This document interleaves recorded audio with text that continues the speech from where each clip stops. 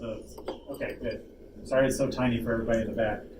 We're here to talk about monsters, changelings, and shapeshifters in Celtic mythology. So we're talking Celtic mythology. Who were the Celts? I don't know how this slide got in here. So the Celts, they were people who shared a language and a common culture, to some degree a common religion as well. They, at their height, this is right around the time of the early Rome, so we're looking at like right around 300 BC here. The Celts spread all the way from Ireland and most of Britain. They came down here into Spain, all the way out here to modern-day Hungary, Romania. There was even a group of Celts who made it all the way down into here. You see commonly among them this word here, Gaul, and to this day, in a lot of these areas, there's still remnants of this. There's a place in Spain here, it's called Galicia, and that comes from Gaul.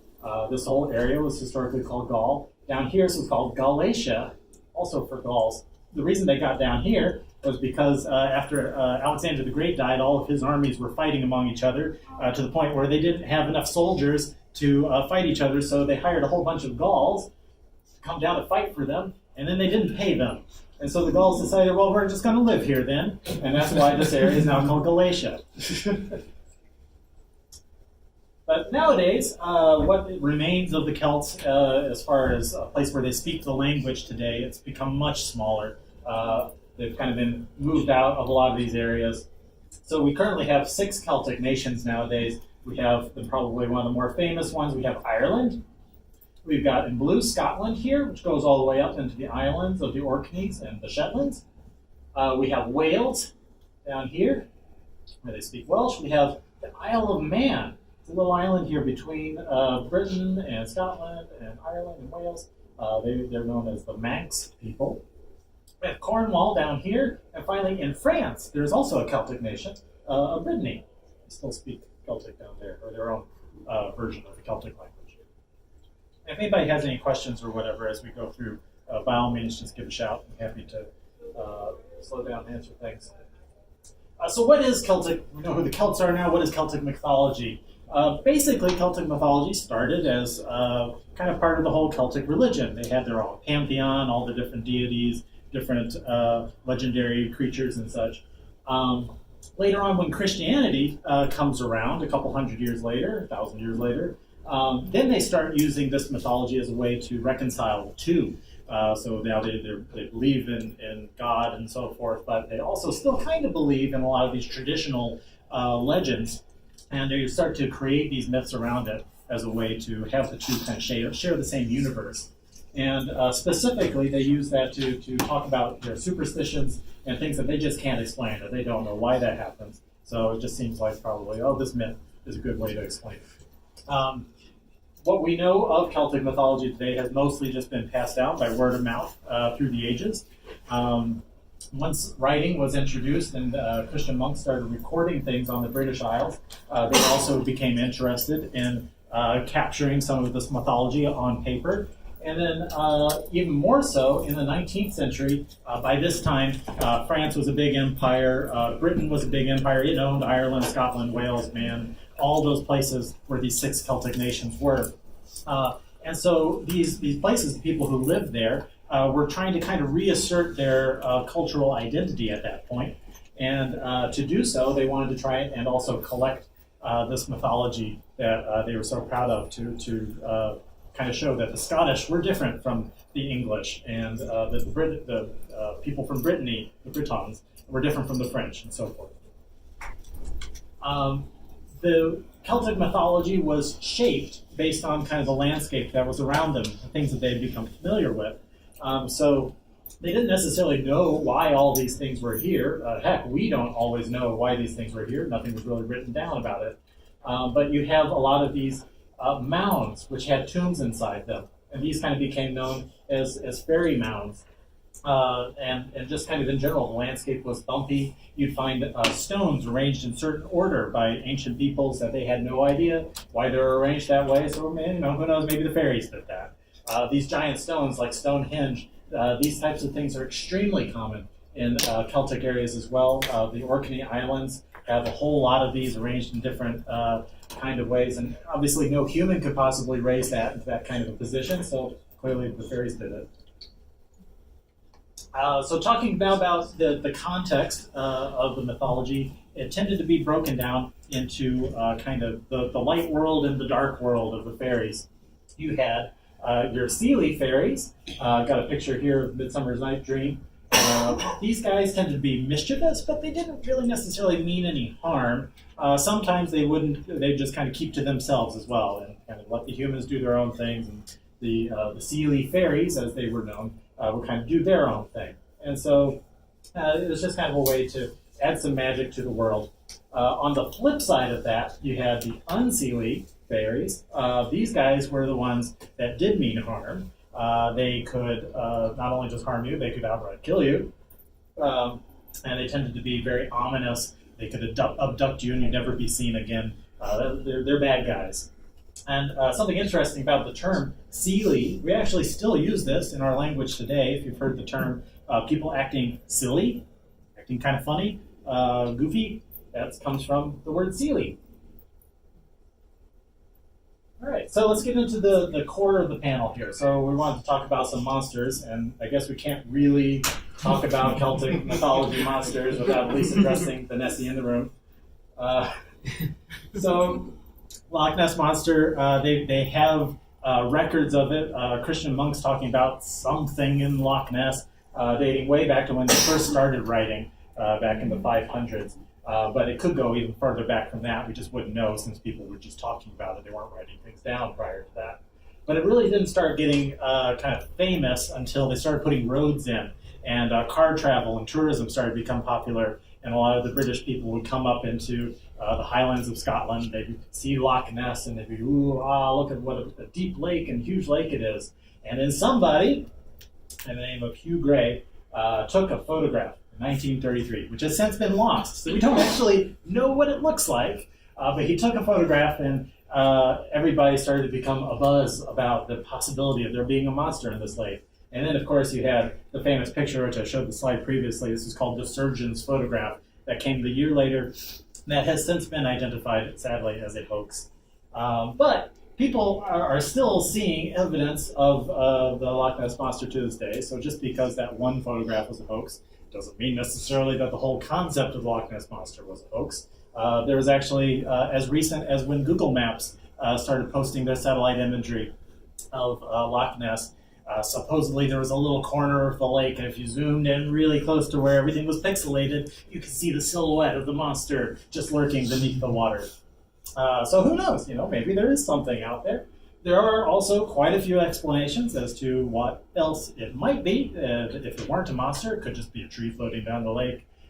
Could be like there's otters that live in Loch Ness, and they can create a wake behind them that might be mistaken for the monster. Because it is such a long lake and extremely narrow as well, it has a kind of a weird oscillation pattern as the waves hit each coast, and they kind of bounce back and forth. And some people have come up with theories that maybe this could cause some kind of refraction or something that could make it look like there's a monster in the water. Who knows? And of course, then you also have a lot of people who just want to say that they've seen the Loch Ness Monster, and so they make a hoax picture of it, like what we saw earlier. So, anybody's guess? Your guess is as good as mine. This is an anthropomorphic convention, so let's try and focus on some monsters that are more anthropomorphic in nature here. We have your mermaids, which are very common. All these countries are maritime countries. They all have a lot of coastline to them, and so they have a very big connection with the sea. And their words for mermaids were varied, but they all basically mean the same thing. As a general rule, in your Celtic mythology, mermaids were not good guys. They were bad guys. And they tended to try to wreck ships. You see a little bit of kind of Greek mythology sharing through with kind of the sirens, where they try to lure people away to their underwater palaces, and you'd never see them again. They could be signs of a storm coming, so they kind of had an omen associated with them. And sometimes they would actually, there are some legends where they were the monsters themselves, and they could grow up to 2,000 feet long. So it's like a Celtic Godzilla, I guess. And they would come up and they'd smash the ships on their way back to the port. They were also associated with flooding stories. In a lot of the ancient world, you had flooding stories to try and explain why these big floods happened. There was one famous one associated with the city of Ys in Brittany, which is the French Celtic nation, or currently in France anyway. This city was a thriving trading port. They had built it, though, mostly under sea level, and they had a series of dikes to try to keep the water out and make sure that the city was preserved. And this one pious king, very, very godly king, had a very sinful daughter, and she was out drinking one night, and because she was the princess, she could do whatever she wanted, so she went over to the gates for the dike and decided, I'm going to open this gate, and she did so, and the entire city was flooded. Everyone in the city drowned except for the king and his daughter, who fled away on horseback, and the angels came out from the heavens, and they told this pious king that if you want to live and survive, you must cast that which is sinful from your horse. And basically the angels were saying, you got to ditch your daughter, dude. So he does what any great and pious father would do, and he shoves his daughter off the back of the horse. And she flies screaming off the back of the horse and plops into the water and turns into the evil mermaid that she always deserved to be. So the mythology goes anyway. Not all mermaids, though, were bad in Celtic mythology. On the Isle of Man, you had actually mermaids that weren't too bad, mostly just kind of kept to themselves, but there's one story where a mermaid child stole a doll from a human child and took it back to their underwater palace, and the mermaid mother saw this doll and asked, where did this come from? The mermaid child said, I got it from a human, stole it, ha ha ha. And she was scolded and said, well, we better return the doll, with a pearl necklace, no less, which was very, very rich at the time. So, not too bad, for a return of a gift. You also had the story of Levan. This is an Irish story of someone who ended up turning into a mermaid. A spring suddenly burst underneath this woman's house. She had her whole family there, as is very common in a lot of these myths. The whole family dies. It starts to be kind of like a Disney movie, right, with mom and so you don't want to be the mom in a Disney movie. You definitely don't want to be the family in a Celtic myth. So the whole family dies. The only people who survive is this one woman and her dog. And they survive by being in a pocket of air in an underwater cavern. They survive somehow for a year. And at the end of this year, she gets a salmon tail for a butt. And her dog gets to become a porpoise. And they swim out of this cave. And on their way out of the cave, they encounter a ship that is coming from Ireland, which at this point is thoroughly Catholic. And it's going to Rome. It's messengers to the Pope. And the guy calls down from the deck of the ship and they learn what this woman's story is and how she's become a mermaid. And he says, return to the port, this port nearby, in a year, and we will come meet you. And so she does so, and the ship comes back, and they catch her in a net, and they baptize her. And then she becomes Saint Morgan. So she's beatified. So how do you like that? You get to be turned into a mermaid, and then you become a saint. Pretty cool, right? So not all bad. Next, anthropomorphic monster-type people. For some reason, pig-faced people. Very common in Celtic mythology. You had a guy named Jimmy Squarefoot, who was on the Isle of Man, mostly kept to himself, but pretty grumpy guy. I would be too if I looked like that. They were pretty sure that he might have originally kind of been come down from the stories of Irish giants. That this might be kind of a Manx version of that. But he would throw rocks at people who got too close. But otherwise, he was a pretty cool guy. He kept himself. You also had stories of pig-faced ladies. And the original story went as follows. This was a curse of witchcraft that affected mostly newlyweds. The wife would be cursed to have a pig face, but the husband would be given a choice. The choice was either he could see his wife as the most beautiful woman in the entire world, but everyone else in the world gets to see her with a pig's head, or he could see her as having a pig's head, and everyone else in the world can see her as having the most beautiful face in the world. The only way to get rid of this curse, to break the curse, was to have the husband say, I defer, I will let my wife choose. And by doing that, the curse is broken.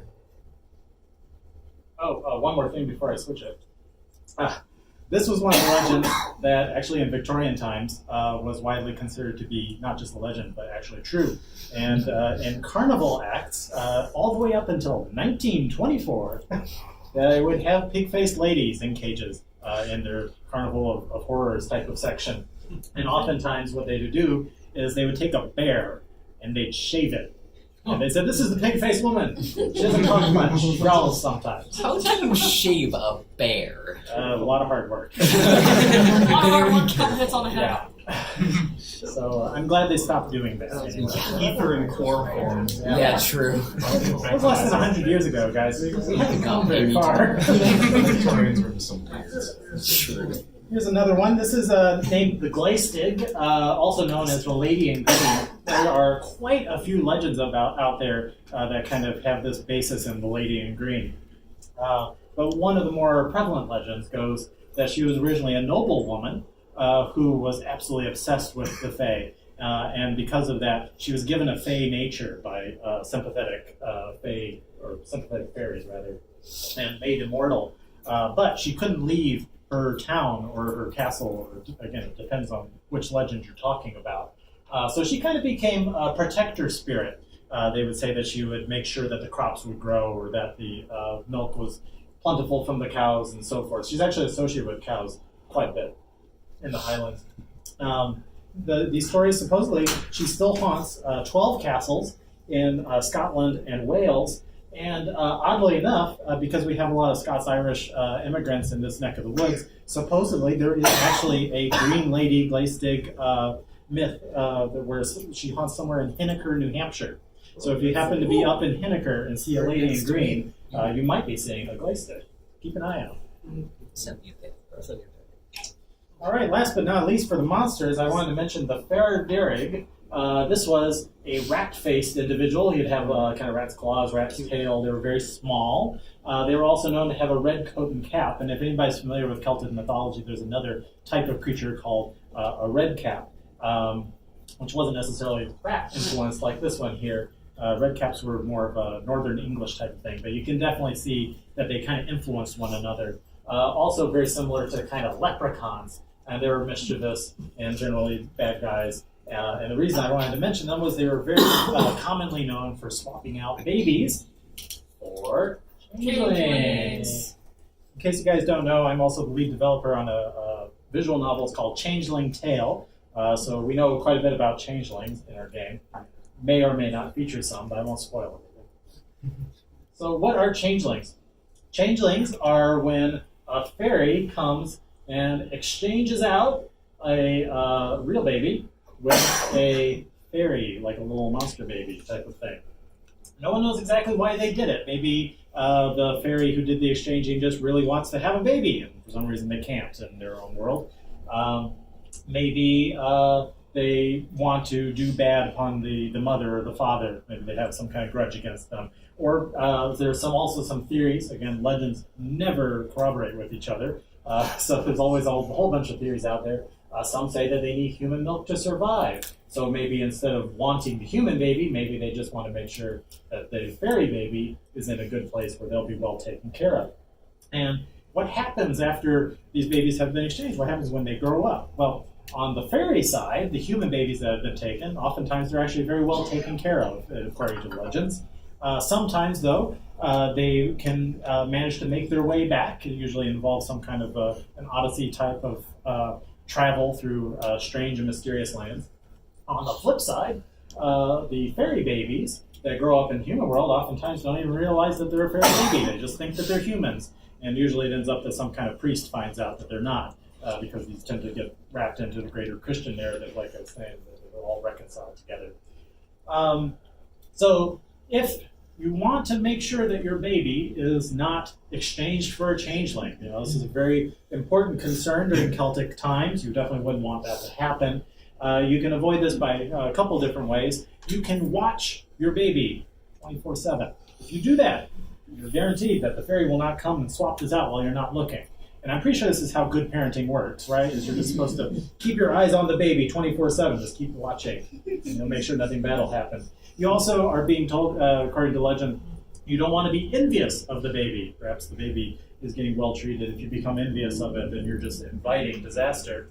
But perhaps these are a little bit too complicated for you. You want a simpler solution.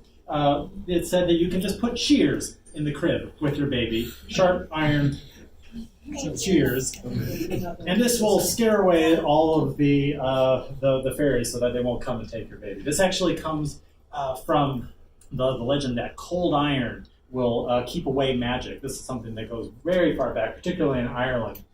Magic is supposedly it's adverse to cold iron. What's up? Is that part of the same myth with the horseshoes keeping away evil? Yeah, it's all okay. together. Yeah. But just beware that your baby might have tetanus at the end of it. So what if you think that your baby is a changeling? What if you didn't watch it 24/7, you forgot to put the shears in the crib last night, and you think now, I don't know, it's crying an awful lot, I bet it's probably going to be a changeling. Well, you can see a couple of different changes in behavior potentially. Maybe it's acting wise beyond its age. Maybe it's even talking at you. If it's talking and it's a baby, there might be something wrong. Or maybe it's just a really smart baby. You never know. If it gets up and suddenly starts playing instruments, your baby might be a changeling. If you are concerned that your baby is a changeling and you want to find out for sure, the foolproof way that all legends agree to find out is you throw your baby into the fire. Don't try this at home. Throw your baby in the fire, and if the baby jumps out of the chimney and returns to the real baby, you are guaranteed that was in fact a changeling. We are not liable if the baby was not a changeling and you threw it in the fire. I apologize, but we are not liable for that. All right, let's get into some. If the baby smile while they're sleeping, it's the angel, the fairies trying to lure them. Gotta watch out. You never know. These guys are tricksters. Let's get into some shapeshifters. Since we are in the WereCon, after all, so we can talk about some transformation stories. You guys have probably all heard maybe of the Celtic story, but these were basically human women, sort of human, at least they had a human form, that lived underwater. They had air down there and everything. But when they wanted to try and come up to the reefs to do fishing or whatever, they could don these seal skins. Each seal skin was unique to each Celtic, and they could swim around and catch fish and do whatever, frolic on the rocks and whatnot. But if you were lucky and saw a woman on the rocks with her sealskin discarded, most of the legends go that if you took said sealskin, they were now basically beholden to you, that they would be constantly longing for the sea. These stories generally had a very tragic end to them.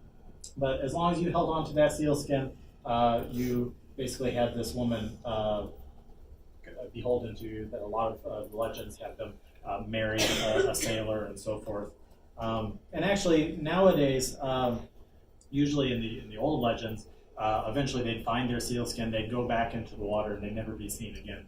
But in retellings, oftentimes they'll come back maybe once every 7 years or something like that. 7 tends to be an important number in a lot of these myths. And so at least it wouldn't be, they'd never be seen again. Oftentimes, though, they'd have kids with their husbands and so forth. We also have Kelpies. Kelpies not to be confused at all with Selkies, because these were bad guys. They're almost entirely men, male spirits. They would generally hide around riverbanks and such, and when they're in their horse form, they would try to get children to climb up onto their backs and lure them so that then they'd tear off and go riding back into the water and drown all the children. But almost in every one of these legends, there would always be one pious child that would manage to get away and tell everyone else the horrible story of what happened to all those other poor, sinful children. So don't be a sinful child in the Celtic world during this time. They can also take a human form, though. Oftentimes in these legends, they tend to be old and curmudgeonly men who hang around bridges, and they'll turn into these horrible monsters and sweep women into the water and drown them. But sometimes they'll also appear as very young men. And sometimes, if you're lucky, you can turn the tables on them. There's one story that goes, this one woman saw this young, beautiful man, but she was pretty sure there was something off about him. So she knows that he had a silver necklace on. She thought, this guy might be a Kelpie. She came up to him and ripped the necklace off, and sure enough, pop, turns into a horse. Aha! I knew it. You were a Kelpie, and now you're going to have to work on my farm for 1 whole year. And obviously, because she had the necklace, that meant that he had to work on the farm for a whole year. So he's as a horse, he's coming around doing the horse things on the farm, plowing and whatnot.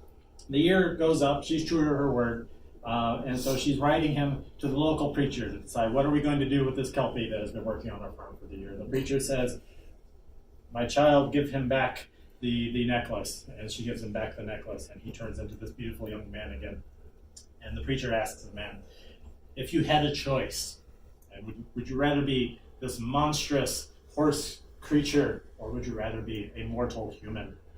And he says, Father, I would rather be a mortal human, but if, and only if, I can marry this beautiful young lady. And she says, I do! And they get married, and they live happily ever after. Stockholm Syndrome. Yeah. Nobody ever said these legends made perfect sense. Here's another creature that is a shapeshifter. These are called pukas. These are all over Ireland, Scotland. You'll see these legends all over the place. And actually, they tend to be described very vaguely. No one ever really is quite sure what a puka is. The one commonality is that they tend to be kind of anthropomorphic. They're human-esque, but have animal traits to them. Sometimes they can also even be invisible. And if you guys remember Harvey the Rabbit, movie from a long, long time ago, for some of us, that is a movie about a puka named Harvey, and he hangs around. They're generally good. They're not, at least they're not bad. They can be kind of mischievous. That's a very common theme in their legends. But as a general rule, there are also legends about them warning people. If there's a Kelpie down the road that's going to try and kill you, they'll pop up and they'll say, hey, you may not want to take that bridge. Maybe take the bridge down the road a little bit, because there's something bad waiting for you at this bridge. But if you're worried at all about their mischief, and they don't mean really real harm, but it can still be it can ruin your day potentially. All you have to do is put out what's called the puka share. And this is just a dish that you can put out with food, or maybe a little bit of whiskey if you have some handy. You put it outside, and in the morning it'll be gone, and you'll have made the puka happy, and so it won't necessarily play any tricks on you. Also, there's one day a year, November 1st, that is called Puka's Day. That is one day of the year that they are required to be civil, and you are guaranteed not to have a prank pulled on you by a puka. Last but not least, can't have a talk about shapeshifters without werewolves being involved. Werewolves were very common in Celtic mythology across all the Celtic nations, but they are not at all like what we kind of think of in the movies and such as werewolves being today, like the mindless or they're going to tear you apart. In the Shetland Islands, north of Scotland, you had what were called wolvers. These guys actually weren't even necessarily shapeshifters per se. They were just kind of dog-headed people who hung around and liked to fish for a living. And if you were poor and lived in the Shetland Islands, they would give you a dish with fish on it overnight. And you'd wake up on your windowsill, there'd be a nice fish dish waiting for you. So they were pretty nice guys. You also had the werewolves of Ossory. Historians are actually pretty sure that this was based on a real group of people in Ireland that they were said by the Christian monks at the time doing the recording to wear their hair in a lupine style. At the time, there were still wolves in Ireland as well, and they would have wolf pelts. And they'd go out raiding. These were very fierce warriors, and when they went out raiding, they actually called it going out wolfing. And the population were pretty sure, as fierce as they were, that these guys could not just be mortal human beings, that these guys must be werewolves. And so that's how that legend got created. And then finally, I just wanted to mention this one. This is a little bit of a long story. There's a story of a werewolf in Brittany, the story of Bisclavret.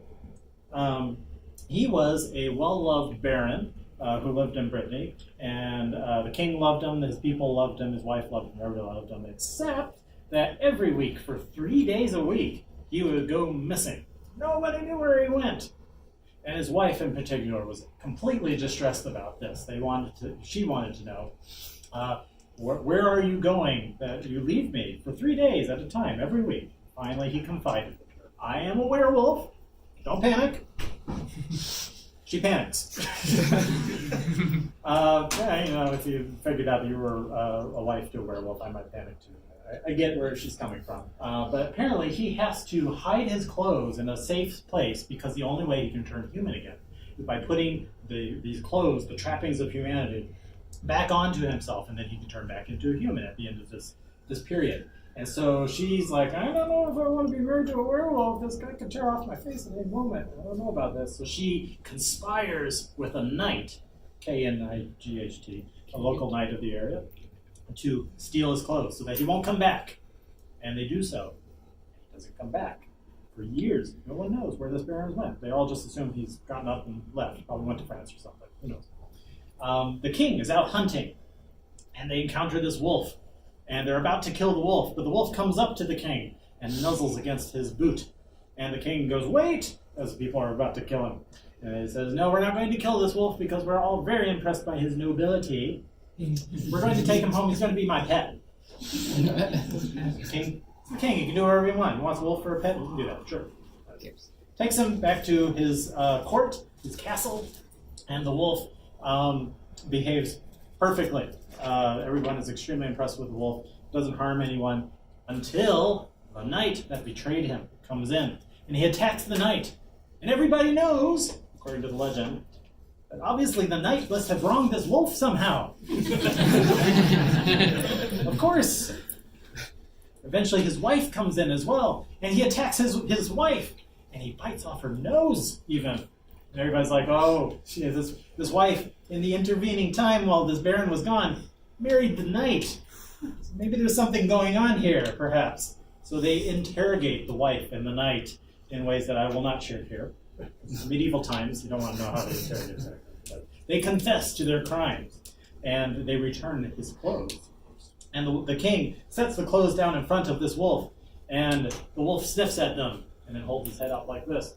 And the king then knows, somehow, because the king knows, that this is a very noble creature. He would not deign to get dressed in front of all of us kingly people. So they take the wolf, and they take the clothes, and they put it in a bedchamber. They close the door, and then the door opens after a few moments, and out comes the Baron, resplendent in his original clothing. And everyone rejoices! Hooray, the Baron's back! We all loved the Baron to begin with. And so they restore his titles, and they exile his wife, and they exile the knight, and every child that the wife, if you remember, her nose was bitten off, every child of hers is born without a nose as well, and her entire lineage is noseless. And I guess that stands for everybody lived happily ever after.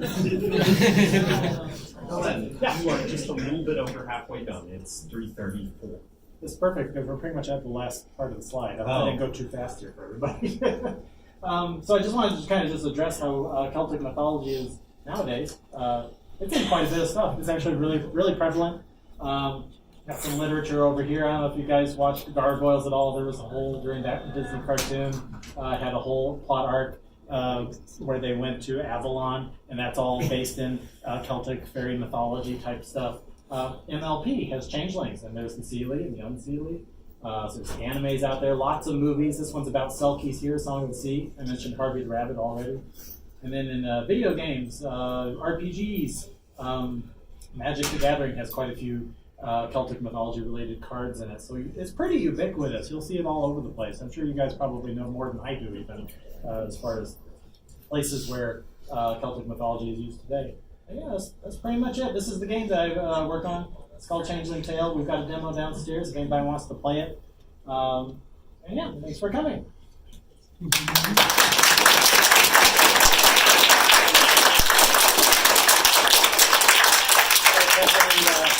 you have any questions or anything? I don't know if I'm going to be able to answer everybody's questions, but if anybody has any. Yeah, what's up? What happened to the porpoise? To what? The porpoise, the one with the woman who lost her family and the dog turned into a porpoise. The woman got beat. No, she swam with the dog swam with her basically, and so they caught the dog in the net too. Oh. The legend doesn't really focus as much on the dog though, sadly, which I think it would have been a way cooler legend if it was more focused on the dog. That's been quite a ride. All right. Well, we'll be downstairs in the game room if anybody wants to say hi. Great. Thanks a lot. Anybody want a little flyer for the game? Take one.